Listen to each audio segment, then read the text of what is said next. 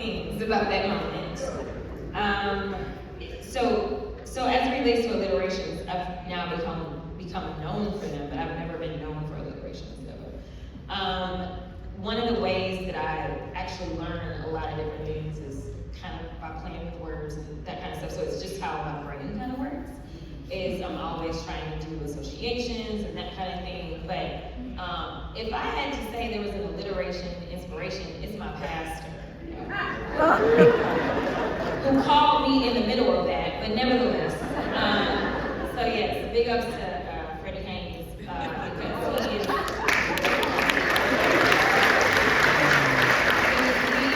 he's good at some alliteration.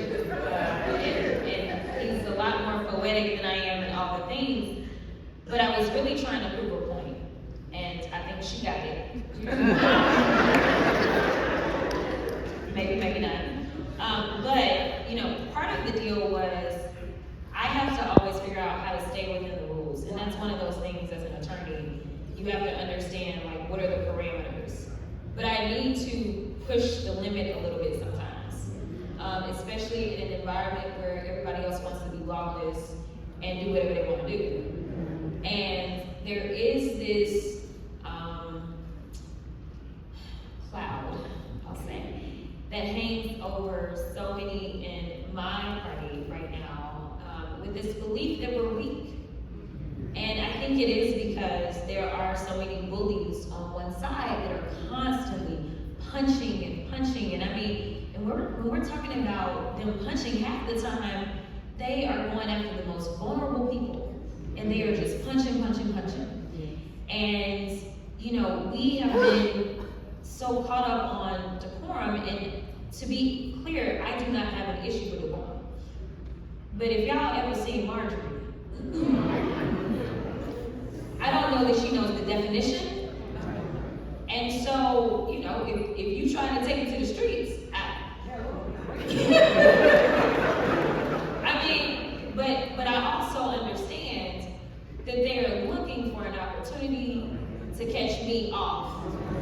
So the reason that I had to say it the way that I did is because, number one, I wanted to show that I have a lot more intellect than you do, so don't play with me. And the other point that I wanted to make is how far this could go if you decide not to enforce the rules. And so we have a rule that says you're not supposed to engage in personalities. It's the same rule that right now they are trying to censor people on the floor and do all kinds of things, because if you say that the president is a felon, for example, last time I checked, those are just facts. But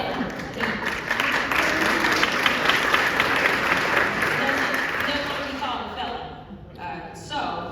So I recently had another hearing, and they were bringing in the mayors of various democratically run cities, and they wanted to talk about immigration.